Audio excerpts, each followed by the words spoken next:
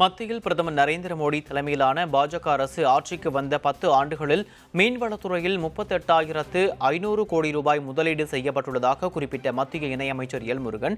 எண்ணூர் பகுதியில் ஏற்பட்ட அமோனியா கசிவு தொடர்பாக சம்பந்தப்பட்ட நிறுவனம் மற்றும் தமிழக அரசிடம் அறிக்கை பெற்ற பிறகு அது குறித்து முடிவு செய்யப்படும் என கூறினார். முதல் முறையாக மாண்புமிகு பாரத பிரதமர் திரு நரேந்திர மோடிஜி அவர்கள் 2019 மீனவர்களுக்காக தனியாக ஒரு மீன்வளத்துறையை ஆரம்பித்து மீனவர்களுடைய நலனுக்காக கிட்டத்தட்ட இந்த 10 ஆண்டுகளில் மட்டுமே 38,500 கோடி ரூபாய் இந்த துறையில் இன்வெஸ்ட் செய்யப்பட்டிருக்கிறது. ப்ளூ ரெவல்யூஷன் திட்டத்தின் கீழே முதல் முறையாக 5,000 கோடி ரூபாயும், ஃபிஷரிஸ் இன்ஃப்ராஸ்ட்ரக்சர் டெவலப்மெண்ட் ஃபண்டில்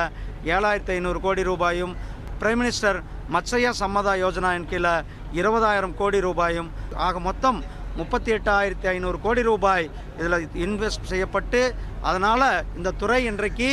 உலகத்திலேயே இந்தியா தான் இன்றைக்கு இந்த அக்வா கல்ச்சர் என்று சொல்லக்கூடிய இறால் ஏற்றுமதியில் நாம் முதலிடத்தில் இருக்கிறோம்.